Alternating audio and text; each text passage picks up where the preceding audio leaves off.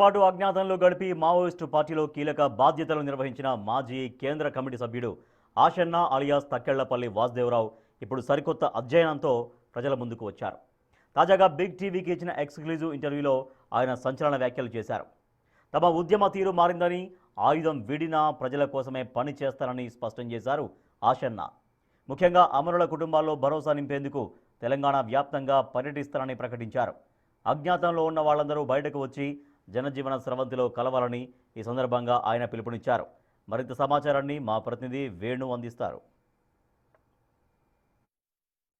ఇక్కడ కలిసి పనిచేశారు, ఇక్కడతో అనుబంధం ఉంది మీకు. సో ఈ రోజున మొదటిసారి ఇక్కడికి వచ్చారు కదా, ఎట్లా అనిపిస్తుంది? వాళ్ళ ఫ్యామిలీస్ కలిసారు, ఏం ఒక రకంగా వాళ్ళు ఇప్పటి వరకు తమ బిడ్డలను కోల్పోయి, అంటే మా గురించి తెలుసు వాళ్ళందరికీ కూడా, ఆ బిడ్డలను కోల్పోయినటువంటి వాళ్ళతో పాటు తిరుగుతూ కలిసి పనిచేస్తున్న క్రమంలో ఒక ఇద్దరు ముగ్గురు తప్ప మిగతా వాళ్ళు నలుగురు తప్ప మిగతా వాళ్ళు ఇక్కడ ఈ గ్రామంలో చనిపోయినటువంటి వాళ్ళందరూ కూడా నాతో పాటు లేదా నేను ఇచ్చినటువంటి పనులు చేస్తూ నాతో పాటు ఉండి చనిపోయినటువంటి వాళ్ళే, అమరులైనటువంటి వాళ్ళే.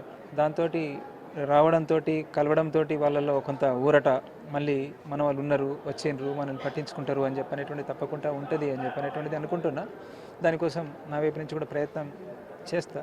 ఇబ్బందులు ఉంటాయి, అయ్యో బిడ్డల్ని కోల్పోయినాం కానీ ఎక్కడి నుంచి మాకు మద్దతు దొరకడం లేదు కదా, ఎవరి స్వార్థం కోసం వాళ్ళే చూసుకుంటున్నారు కదా అని చెప్పనేటువంటి దాన్ని ఆ 2 మాటలలోనే చెప్పారు మేము కలిసినప్పుడు. నిజమే, చాలామంది ఆలోచించాల్సి ఉండే ఇట్లాంటి వాళ్ళ గురించి. మమ్మల్ని అంటున్నారు కానీ మేము అక్కడ ఉన్నటువంటి వాళ్ళం కదా, బయట ఉన్నటువంటి వాళ్ళు ఏదో రూపంలో కొంత ప్రయత్నం చేసిండ్రు, ఏదో రూపంలో ప్రయత్నం చేయాల్సినటువంటి అవసరం ఉండింది, ఇంకా జరగాల్సినటువంటి అవసరం ఉండింది. అంటే చాలా వరకు ఆచూకీ లేకుండా పోయింది, విప్లవ బాధ పెట్టిన వాళ్ళని చెప్పి చాలామంది పేర్లు కూడా అసలు తెలియట్లేదు.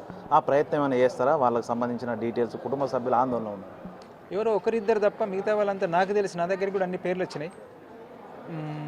నేను కూడా వేరే సీనియర్స్ ద్వారా ఇంక ఇతరుల ద్వారా ప్రయత్నం చేసిన దాంట్లో ఎవరో ఒక్కరో ఇద్దరు మిస్ అయినటువంటి వాళ్ళు ఉన్నారు.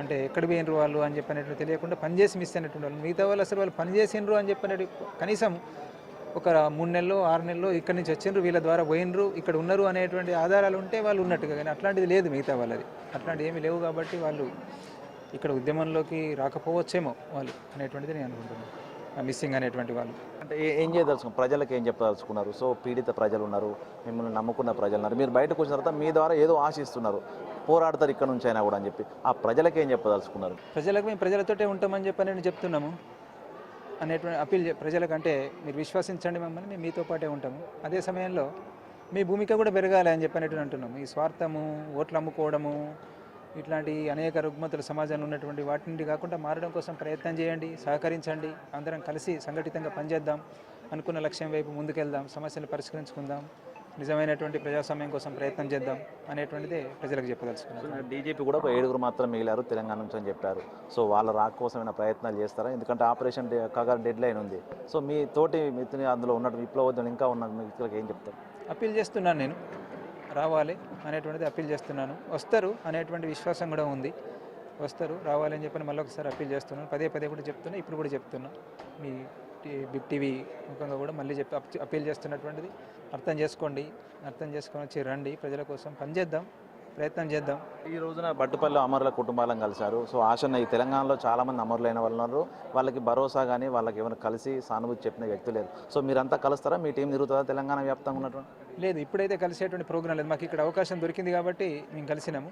తప్పకుండా నేను కలుస్తా. కొన్ని కుటుంబాలు అయితే తప్పకుండా, అంటే చివరి సమయంలో చనిపోయినటువంటి కుటుంబాలు నాతో పాటు ఉండి, నాతో పాటు ఎన్నో పంచుకొని, నాకు ఎంతో సహాయం చేసి చనిపోయినటువంటి కుటుంబాలన్నీ గుర్తొస్తూ ఉన్నాయి. వాళ్ళు ఆ సంస్మరణ సభల్లో మాట్లాడుతున్నప్పుడు మాకు వ్యతిరేకంగానే మాట్లాడచ్చు, అర్థం కాక, కానీ వాళ్ళంతా గుర్తొస్తున్నారు. తప్పకుండా వాళ్ళను కలుస్తాం, ఏదో సందర్భంలో అయితే తప్పకుండా కలిసేలాగా ప్లాన్ చేసుకుంటాం. ఎందుకు ఈ విప్లవోద్యమంలో ప్రతి ఒక్కరు కూడా తెలంగాణ బాట పడతాం, లొంగిపోవడానికి ఇక్కడికి వస్తున్నారు? సో ఎందుకు ప్రధాన కారణం ఏందనుకుంటున్నారు? లేదు, అట్లా ఇక అది కాంట్రడిక్షన్స్ అవన్నీ ఎందుకు వస్తున్నారు ఏంటిదని చెప్పంటే నేను దాని గురించి ఏం కామెంట్ చేయాలి. మీ వ్యక్తిగతంగా ఏమి ప్రభుత్వం వచ్చిన వారికి ప్రజాస్వామ్యయుతంగా సహకరిస్తుందనే ఆలోచన ఉందా? మీ వ్యక్తిగత అభిప్రాయం ఏంటి?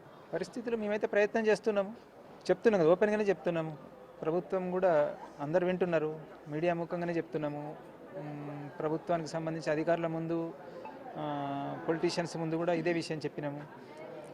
వాళ్ళు కూడా చెప్పినటువంటిది ఏంటిదంటే, మీరు ఆయుధాలు వదిలేసి ప్రజాస్వామ్యయుతంగా పనిచేయండి అనేటువంటిదే చెప్పిండ్రు. వాస్తవం ఏంటి అనేటువంటి మీకు తెలుసు, మాకు తెలుసు, అన్నీ తెలుసు. ముందే నేను ఇక్కడ మాట్లాడుతున్నప్పుడు చెప్పిన ఈ పరిస్థితిలో కొన్ని విషయాలు మేము మాట్లాడము, అర్థం చేసుకోండి అని చెప్పని, అంతే. ఇప్పుడు అదే జవాబు. మీతో పాటు వచ్చిన కొంతమందికి మళ్ళీ ఈ సైద్యత పరంగా బయటికి వచ్చి మీరు పని చేయని పరిస్థితి ఉంటే ప్రజలతో కలిసి ఉపాధి కోసం ఏమీ లేకుండా కొంతమంది ఇబ్బందులు పడే వాళ్ళు ఉన్నారు. సో వాళ్ళ ఉపాధి కోసం ఏమైనా ప్రభుత్వం ముందు ఏమన్నా మీ ఒక సూచనలు ఏమైనా పెడతారా? ప్రభుత్వాలు ఆల్రెడీ ప్రకటిస్తున్నాయి, అవన్నీ కరెక్ట్గా జరిగితే జరగాలి. కానీ ప్రత్యేకంగా నేను అట్లే ఇప్పటివరకు పెట్టాలి, డిమాండ్గా పెట్టి సాధించుకోవాలని చెప్పి అనేటువంటిది అయితే వ్యక్తిగతంగా అయితే ఏం ఆలోచించలేదు.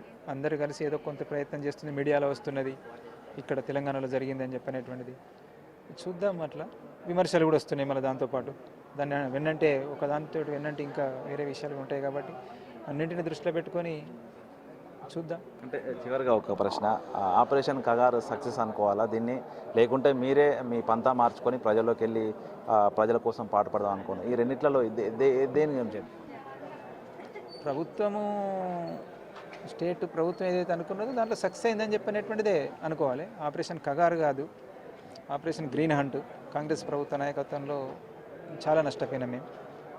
కాబట్టి ఏ పాలక వర్గాలను వేరుగా చూడడం లేదు మేము, ఇప్పుడు కూడా చూడడం లేదు. అంటే ఒక పద్ధతిగా ఆ సాయుధ పోరాటము, సాయుధంగా పనిచేస్తున్నటువంటి వాళ్ళు ఉండొద్దు అనేటువంటిది ప్రభుత్వాలు ఒక పాలసీగా తీసుకున్నారు. వాళ్ళు అదే సరైనటువంటిది అని చెప్పి చెప్తున్నారు, ప్రయత్నం చేసిండ్రు. మేము సాయుధంగా పోరాడుతున్నటువంటి వాళ్ళం కాబట్టి ఇది అమలు జరిగింది. ఆ క్రమంలో వాళ్ళు సక్సెస్ అయినరు అని చెప్పనేటువంటిది.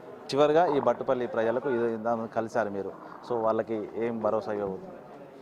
అంతే, అందరికి ప్రజలకు చెప్పినట్టే మేము వచ్చినాం, మళ్ళీ మీతోటే ఉంటాము, ఉండి మీ అందరి సహకారంతో పనిచేస్తాం. ఏమాత్రం అవకాశం ఉంటే, అవకాశాలు తక్కువనే అయినప్పటికీ కూడా ఏ మేరకు అవకాశాలు ఉంటే ఆ మేరకు పనిచేస్తామని చెప్పనేటువంటిది బట్టుపల్లి ప్రజలకు కానీ మిగతా ప్రజలందరికీ కూడా చెప్తున్నట్టు. బట్టుపల్లి లోపల గతంలో తాను ఇదే కేంద్రంగా బట్టుపల్లి కేంద్రంగా పనిచేశారు. తనతో పాటు పనిచేసే సహచరులు విప్లవంలో కోల్పోయినటువంటి ఆ కుటుంబ సభ్యులను కలిశారు. వాళ్లకు భరోసానిస్తూ రాబోయే రోజుల ప్రజల కోసం పనిచేయడానికి ఒక పంతాన్ని ఎన్నుకుంటామంటూ కూడా ఆశన్న చెప్తున్నటువంటి పరిస్థితి. వీడియో జర్నలిస్ట్ సంతోష్తో వేణు బిగ్ టీవీ, హన్మకొండ.